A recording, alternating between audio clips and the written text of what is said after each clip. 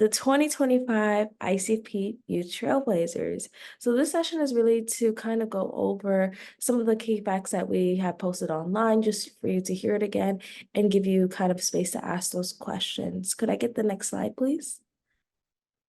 So overview, I'm going to give you a quick little overview of the 2025 Trailblazers. And then we're going to hear from 2022 Trailblazers talking about their experiences, tips, putting together those winning applications, etc. And then we're going to open the floor up to you all to ask a few questions for either to the Trailblazers or to us, just to see what is happening. I've not introduced myself. Hi, everyone. I'm Jamila. I am one of the leads on ICFP's Youth Trailblazer Award. So if you become a trailblazer, if not still, you will probably see my face or hear from me in some type of way. Could I get the next slide?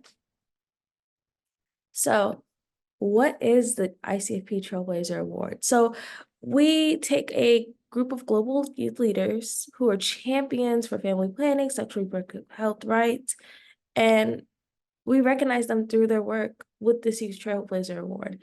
The 2025 Trailblazer Award is going to make you be able to fully attend 2025 ICFP in Bogota, Colombia in November 2025.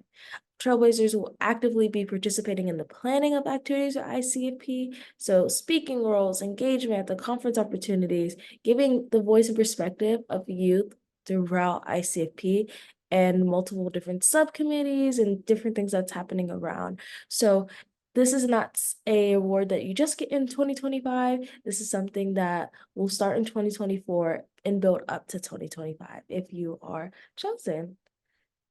Could I get the next slide? Thank you. So who can apply? So we really have very few stipulations about who can apply. First, age range.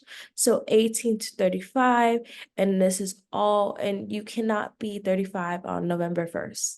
So really before November 1st, 2025, you have to be under the age of 35. Likewise, you have to be over the age of 18 to be able to apply. One application per person, so teams can apply. If you mess up on your application, you want to really make sure you're very straightforward with your first application.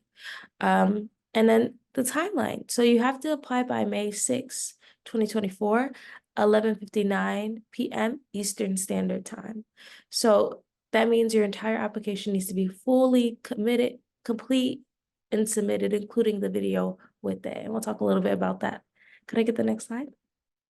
And please let me know if I'm going too fast or anyone has any questions in between then. We will stop and have a little bit more conversation on each point. So how do you apply? So before you start the online application, I would really suggest you read through the guidelines and then start that video creation. So you need to create a 1 to 3 minute video highlighting your experience as a leader in family planning in the reproductive health field, and upload this to YouTube or Vimeo, and then you have to put your online application in. You cannot submit your application before you make the video, to stress that. So make sure you all post the video, ready with the video, and then start the application. And once again, really recommend going through that guideline because it gives you a couple next steps for videos and tips and things like that. Could I get the next slide? So evaluation criteria. So we're going to look over 6 different things when the team is looking at your application. So we have the clarity of family planning messages. We really want to make sure you are honing in about your experiences with family planning or your thoughts with family planning. Ability to speak eloquently and successful to convey a clear, powerful message to the audience. Just really making sure when you're recording those videos, you write a script beforehand, etc., to make sure you are hitting all those points we want to hear. Online application information, there's a few questions on there, and so it really helps for you to sit down and look through those questions and write something. Vision for AYSHR, if you don't know what that means, that's adolescents and youth sexual reproductive health advancement. So not just sexual reproductive health for all, but also specifically looking at your thoughts as a youth about health for youth. Innovative approaches. This is very broad. It can be towards it could be towards family planning, maybe ICFP and family planning. And then last one is skills and expertise. So interest and ability to learn and contribute to conferences in meaningful ways that elevate voices, perspectives, and experience of youth, and contributing to the forward movement of family planning and reproductive health. This means we understand we are youth. Not everyone has a huge, especially if you're on the younger end, not everyone has a huge application with many examples of the work they have done. So we are aware and we understand people want to have experience. So especially for that skills and expertise, interest is the first word, because if you're interested and able to learn, that is one of the greatest skills you can have. So making sure you highlight the things you're interested in, even if you don't have experiences in it. Okay, next slide. So video creation recommendation. As I stated before, read all the guidelines and evaluation criteria before creating your video.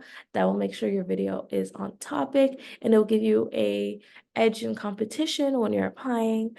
Do not make your video longer than 3 minutes. Please also be mindful that these are people going through applications. So if you make a video longer than 3 minutes, most likely you won't be watched through. Make sure you're speaking in your video. It's really helpful when you're speaking to make sure your mouth is visible for people to be able to hear what you're saying. Do not use background music if you're talking. This is just a big recommendation because sometimes background music is copyrighted or it's too loud to be able to hear you. So we would recommend to stray away from trying to use background music if not familiar with editing and things of that nature. Submission must be in French, English, or Spanish. Any submissions in any other languages should include English, French, and Spanish subtitles. 2, review some examples of the previous videos from previous Trailblazers. Those videos are winners, and they probably will be the best example of what you could do, should do, etc. And even give you ideas of some of the skills you have, how you can talk about that. And then if you don't have any access to equipment to record, please reach out to us at youth@icfp.org. And we will try to connect you to organization for support in creating that video. Next slide. Okay. Oh, sorry, you jumped a slide. Okay. Resources. So on the website, the frequently asked questions are probably the first place to go if you have a question. If your question is not on there, you can contact the youth subcommittee at youth@ICFP, the ICFP.org, and we can try to answer that question if it's not something listed in the guidelines or the website. And yeah, thank you. And in the chat, Jordan just dropped, who is my colleague working on on the Trailblazer Award. She just dropped the example of the youth playlist for the Trailblazers. Next slide. Due date. Please be mindful that, once again, this is the due date. I said it before, but I will say it again. May 6, 2024 at 11:59 p.m. Eastern Standard Time. The reason why it's May 24th is because we really, really want to engage the Trailblazers early as possible so they have enough time to get used to the subcommittees and all the work that they will be doing to plan for 2025. Next slide. And contacts. So we have email if you have questions, and web, and of course this time will be a time of questions and things of that nature. And then is there another, could we go to the next slide if there's a next one? Okay, just making sure.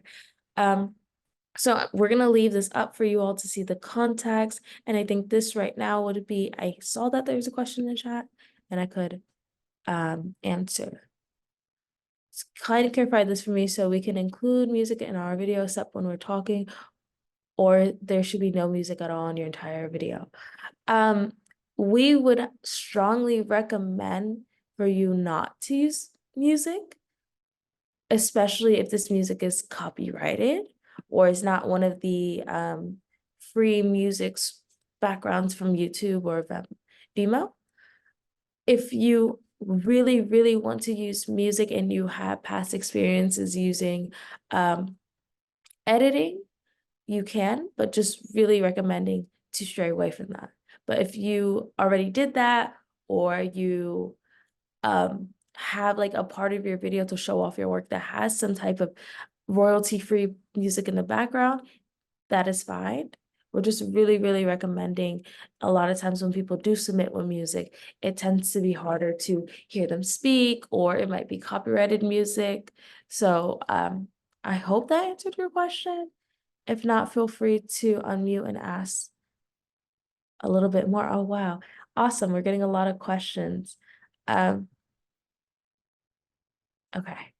I'm going to answer some of these questions and then in the chat, and then we're also going to pass it off to a trailblazer to talk about their experience after we answered a few of these questions. So I see Stefan's question, and then also Ibrahim, I will get to you also after this question. Okay, could you talk about the application containing essays? Will the essays also be considered for the evaluation process? Yes, yes, yes. So the entire application will be considered, and those questions really align with those questions about like one of the criteria is evaluation of innovation. And so one of the essay questions about innovation, there's a question about experience, there's a question about skills. So those essay questions really, really help with the evaluation of those, maybe question 6 and evaluation number 6 and stuff like that. So really look at the evaluation question like lists and look at the questions. They're very similar. So yes, those essays are very important outside of the video. So don't do amazing video and then a 2 answered just one sentence for the essay portion. It doesn't have to be an essay. It can be a couple paragraphs, 2 paragraphs. Just make sure you are really explaining yourself. You don't have to explain pages with work. This is not a research award, but just make sure you're very clear and concise about what you think. Okay, Ibrahim, I'm going to let you ask your question because I see your hand raised. Hi, Jamila. Hi, Jordan. Thank you so much for this section. I just had one question. If you already filled the form for the youth committee member, can you still apply for the Youth Trailblazer Award? Ibrahim, so sorry, your mic was really bad, so I wasn't able to hear your question. But I think you're asking about the youth subcommittee, but I couldn't hear. Yeah, if you already filled to be a member of the subcommittee, can you still apply for the award? Yeah. I think you asked if you filled out, so sorry, the youth subcommittee page, can you still fill out the Trailblazer Award? Was that your question? Yeah. Okay. Yes, yes, yes, yes, yes. Anyone under the sun, as long as you're under the age of 35, can apply. The only thing I will say is if you apply and you don't get in, you can still be part of the youth subcommittee and still work on ICFP. You would just not be awarded a grant or money to go to ICFP. So, but please, if you want to work on the youth subcommittee, regardless of that application, you can. But also please put inside of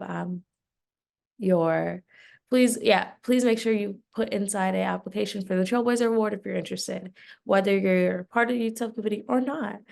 Okay, can I use animation and photos in the background of my video?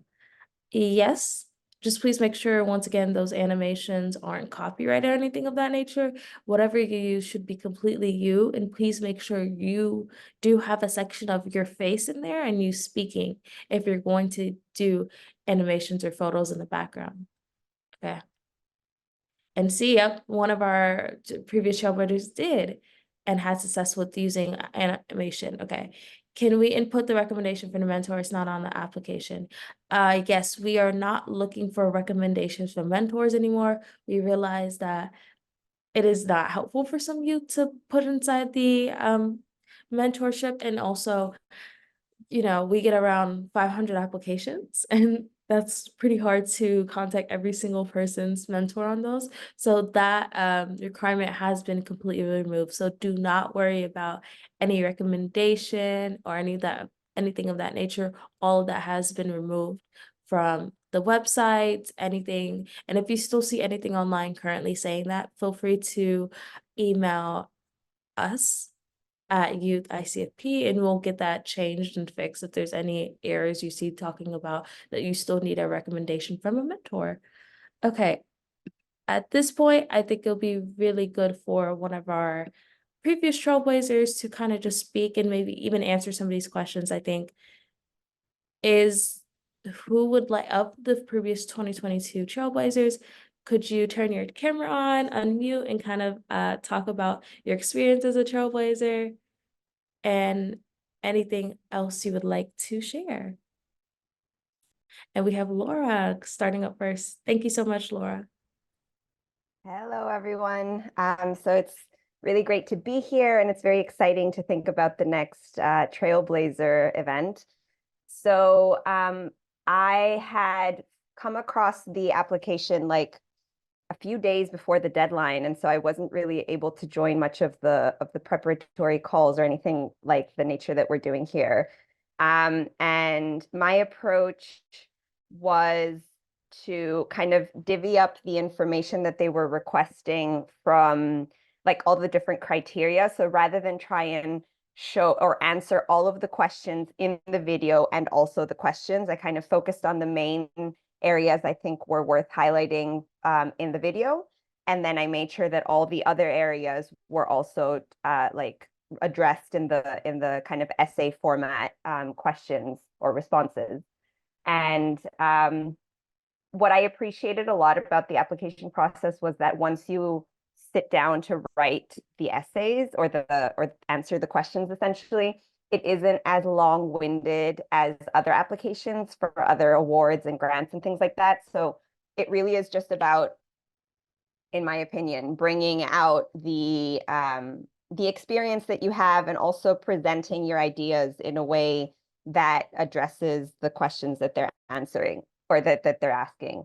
I mean, I think most of the questions that people have asked have been answered, but if you have any specific other things or like, you know, how creative can I be or whatever, I would actually flag on that front. Jamila was just saying it's worth your face being on the video. 'Cause I remember when I submitted it, I had briefly looked at some previous videos, and I decided to take things in a different direction. And now that I see my video submission in the context of everybody else's, I really do think that when you show your face, at least for part of the video, it makes it a lot more personable. And I kind of feel like video reviewers are going to get a better feel for who you are. So if you're tempted to be like, oh, I'm camera shy and I'd rather not, even if it's for a few seconds, I think it does make a difference, having been one of the people that submitted something without having shown my face. So that would be my like main feedback on the video presentation.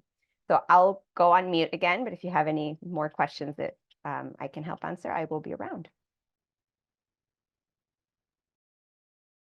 Thank you so much, Laura. Does anyone have any questions for her?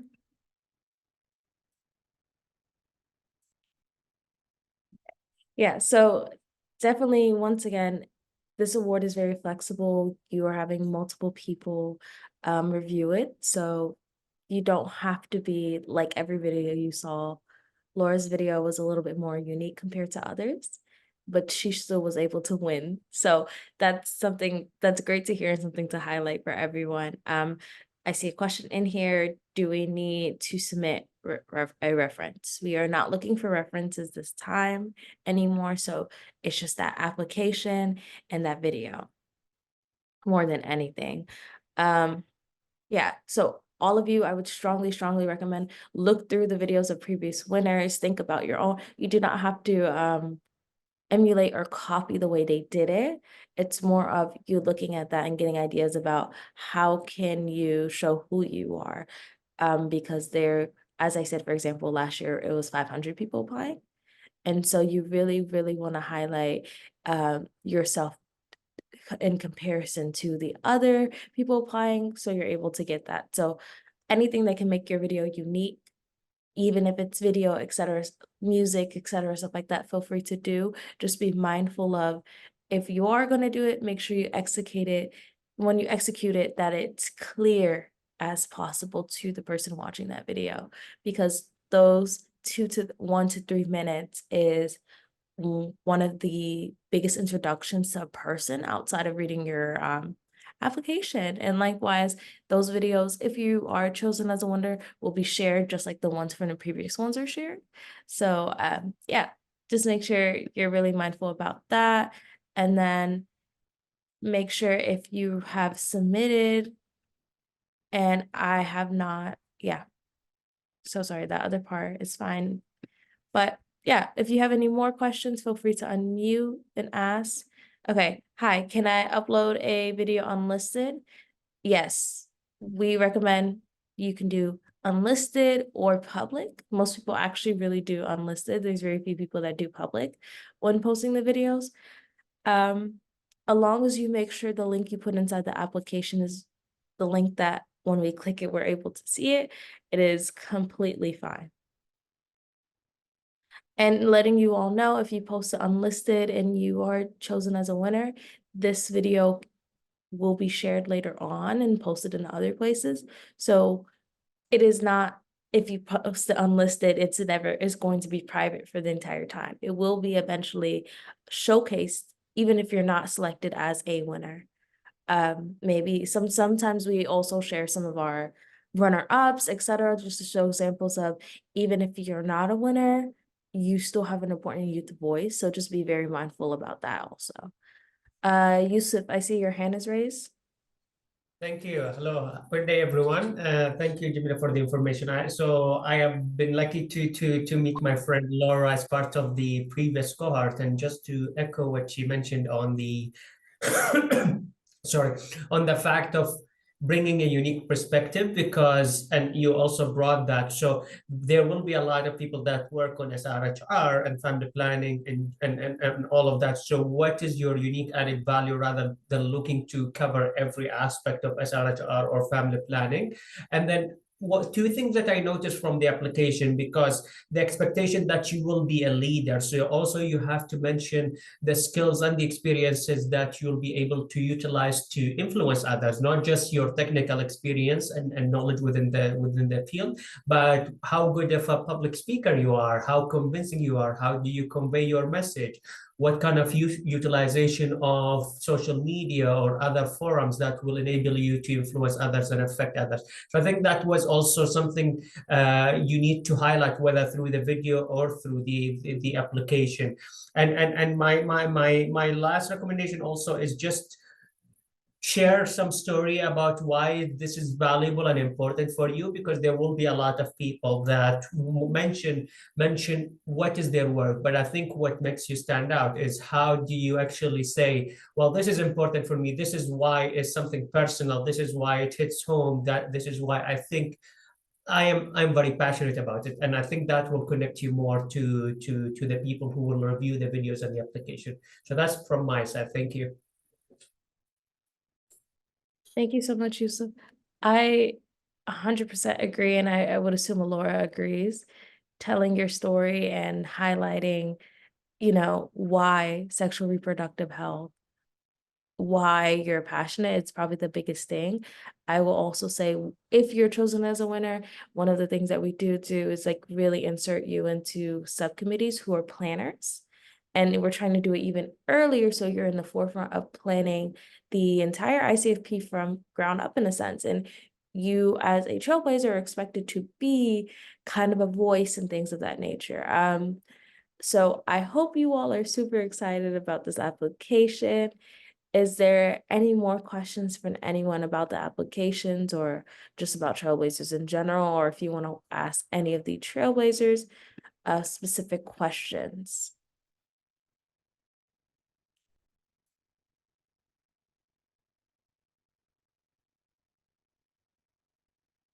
how do I know my video has been accessed or the link is not working? So I would recommend, once again, before you put that link into the application on Airtable, take the link and put it somewhere completely else just to check if that link works. So you can, like, I don't know, post, if you have like a MacBook, you can put it on the Notes app and click it to see if it redirects you. You can email it to yourself and see, and then click it and see if it redirects you to your video is probably the biggest thing. If you have some hesitation that your video did not work or anything of that nature, you can reach out and just check in with us. As long as you made sure it's an actual link, you should be completely fine, and you make sure that it's not private, it's either unlisted or public. You should be completely okay with that. I think the only, like, as of now, from some of the applications, I think the only problem is people don't put a link. Instead, they just write the title of their video. So really make sure where it says link to video, you put the actual link, because that input, if it's anything else other than a link, won't work for us. Okay. So Ibrahim has a question to the 2022 awardees. What's the most amazing part of the experience of the award? So I'm gonna let either Yusuf or Laura answer. Yusuf, go ahead. You go first. All right, thank you. So I think that the fact that meeting people who are working on in the same field, but also bringing a different aspect of the work on family planning. So some people would work on policy, some more people would work on the activism part, some people would work on the academia and all of that. I think bringing together all the people, whether from the Trailblazers or all others that are attending the conference, it's such a unique experience that first you feel the passion and the excitement and the enthusiasm that will basically, I think, charge you, because working in this field can be frustrating sometimes, because with all the gender norms and the difficulties to change practices and all of that. So meeting in this forum will recharge you, I think, and bring you back to your work. But also, more importantly, I think learning from others that are coming literally from all over the world while also sharing your experience. So I think the networking and the learning and the collaboration would be my biggest value added from the conference. Thank you. Yeah, I will second what Yusuf was saying. I think for me, ICFP 2022 was the first like large scale conference that I have participated in the field of SRHR. And I was just really inspired by I don't know, for me, it like helped put things in perspective of like how the field works, how it fits into health policy, public health, discussions. I'm a sexuality educator, so my lens was very different, and I just kind of understood a lot more about how the world works in this sense because of the kind of contacts that I made and the discussions that we were having. And one of the things I appreciated most was kind of a very mindful approach to integrating youth. And I think it's amazing that ICFP are now bringing youth trailblazers in from an earlier stage, because there were efforts last time round to get us included, and they were great, but it would have been a lot better to get just a few months in earlier. So I think that's one of the feedback that we gave that was also kind of heard and implemented, and so that's really great to see. And I made amazing contacts. I mean, I reached out to Yusuf a few months ago, and then he was able to help me on an application that I submitted for something. So I feel like, yes, you learn a lot while you're there. And then if you're able to use the opportunity, I guess, to the maximum, you actually walk away with very relevant contacts that can help you and that you can draw from. So I really appreciated the sense of community, even though a lot of us were there for the first time or had never been in a space like that. And it was I think an opportunity that, if you take it in the right way, can propel you forward a lot. Also, just as like someone maybe, early stage career, I had just moved into this field from something else a few years ago. So I think it's an amazing opportunity for just like the amount of doors that it can open. I will stop at that. Awesome. Thank you, Laura. And I think we have two more Trailblazers for 2022 on here. So Augustine or Dini, if you want to unmute and speak, feel free. We haven't heard for you, but I really appreciate that you all have been answering some questions inside of the chat. Okay, thank you. Hi, all. For me, I would like to say that please be you. Say what you do and don't put many liars in the video. Be you and say what you do. If you are not satisfied with the requirements, don't hesitate to do not to do the video. And visit the website for ICFP, so you will understand more, you will get more information about your journey. And I can testify it's a good one because you will have many networks, you will make new friends, and it's a good experience. Thank you. Thank you. Okay, Denise, I'm sorry if I'm saying your name wrong. Do you want to also speak about your experience as a trailblazer?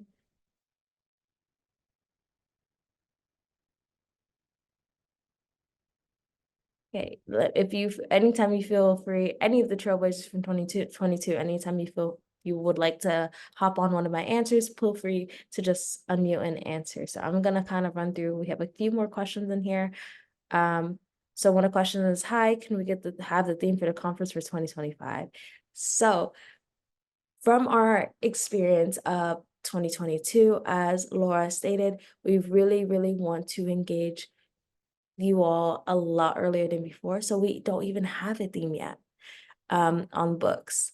That's how early we want to engage you all, and that's how early we put the application out. We launched the location of ICFP the same day we launched this application. So we really, really want you all to be inside of the works of creating and planning ICFP as soon as possible. So yeah, there is no theme currently. That's why your application is really focused on this idea of innovation within sexual reproductive health. That's why we're kind of focusing on this innovation instead of and what you want to get out of the conference over a specific theme. Because we also found in the past, you might be really, really well with, like, for example, sexuality education, but the theme per se might be like universal healthcare. So we really want to acknowledge and understand that sometimes your expertise and the theme aren't the same thing. And we really more care about your expertise and your experiences more than engaging you just because you look like the theme or you do the theme and saying, oh my God, this person does universal healthcare work, but we have a bunch of youth who don't, but are amazing in the work they do. So we just wanted to not function on just looking at a theme. So sorry we don't have that theme yet. Okay, are applications being assessed on a rolling basis, or would that be done across the board after the deadline? To answer that question, it will be after the deadline, not on a rolling basis. Also, are you reaching out to the applications the first week of June? We are saying June. We don't have a exact date if it's the first or end. Once again, it depends on how many applications we get. If we get 100 versus if we get 500 or 600, those timelines within June will be a little bit more flexible. Okay. I hope I answered your question. Hello, I want to ask, most sexual reproductive health organizations are diverse and not fully FP. We understand that, and that is okay. Should we structure our application fully on FP? Secondly, if one volunteer says with two organizations, do structures of your application? So this application is for people, not organizations. So it's really about showing how you as a person are engaged in sexual reproductive health. Yes, this is the International Conference of Family Planning, but we understand and know that family planning is not the only avenue or aspect of sexual reproductive health. Laura, as she stated, she is a sexuality educator. So we don't just make it strictly on looking at, do you hand out contraceptives? Do you talk about contraceptives only? So yeah, you can talk about really anything under the sun that has to do with sexual reproductive health. And then the secondary thing is this is really about you. So if you want to talk about how you work at a couple different organizations, that is completely okay. It's completely about you and not necessarily an organization. And if there are multiple people in an organization that want to apply, feel free to have multiple people apply. Just be mindful. You don't all have to say, if you all say the same thing and say, we all collectively do this, this is not a team application. You really want to make sure if person A and B are from the same organization, you highlight each other as individuals. So A should talk about person A and say, these are the things that highlight me. And B should talk about B, even if this work they did 5 years ago, work they're interested in doing, connections they want to make. Okay, we answered the theme question. I'm unfortunately not a theme. How do individuals associated with their organization position? Team. Yeah, you can cite your teamwork. We understand that, you know, organizations work as a team, not just a person. I'm a team, not just a person for ICFP youth work. So I'll say really highlight how you within the team do that. How does that make you feel? Just really focus on the you aspect. So saying like, for me, for example, if I were to apply, I would talk about the youth work I'm doing like right now. And I could talk about being part of a team for ICFP and helping cultivate the Trailblazer Award. But I also need to make sure I speak specifically about me, the work, like how does the work make me feel and things of that nature. Don't know if that answered your question, but it's really trying to, and once again, please, please, please look at the examples of the previous trailblazers. They can give a lot of insight of how they frame their work and things they talked about. Following up on this, do we need permission to cite organization and donors we work with? We don't have that requirement. If you feel that your organization that you work with or the donors you work with might not want to be spoken about, I would recommend you reaching out to them if you feel like there might be some type of conflict of interest. If you think that everyone will be okay with you saying that, then go ahead. I think usually it's a go ahead, but if you have that concern, please reach out to your contacts before making those videos. How many winners will be selected from this competition? We don't have an exact number yet. We're looking around 30, but that number may increase a lot in the next month. So we will keep you all updated when we post who the winners are. We will have a list of all the winners so you could be able to see how many winners we chosen. Will there be special considerations for virtual trailblazers, top finalists from the last competition in 2022? As of now, there is not special consideration for virtual trailblazers and top finalists, but if you were a virtual trailblazer and top finalist, I would assume there was a reason for that. So just do as you did before, and you should be fine to be an application. There's not any special consideration, however, for this round. Should the video be in portrait or landscape? Great question. I would recommend landscape, but as this most of the time we're having like videos playing, this will be part of bigger videos, and it's easier to work with landscape than it is working with portrait. Okay. Awesome. I think I answered all those questions. Does anyone have any more questions about anything? And then references. You do not need references anymore. So do not worry about having references. Theme.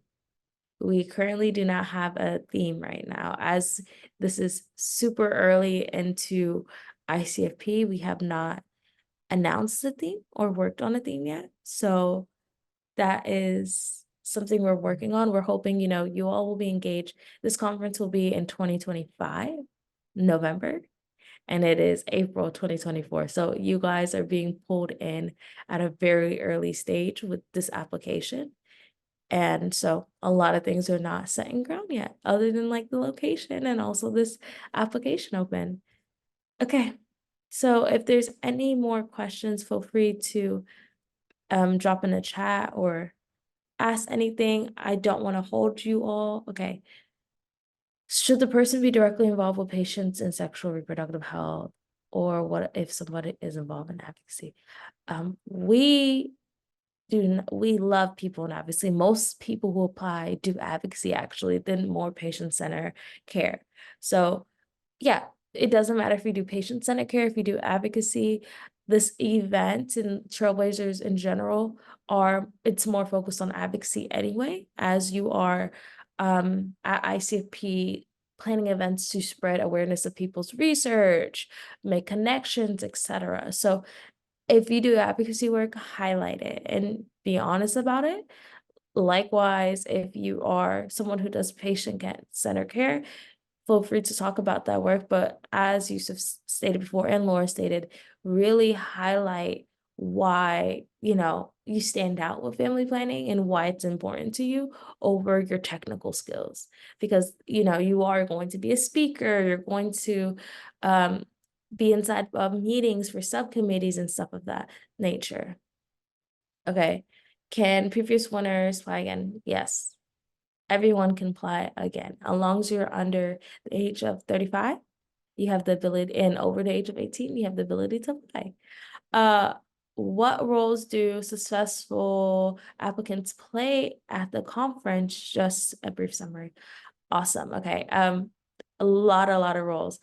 Plenary speakers, panelists, moderators, judges. There are so many ways.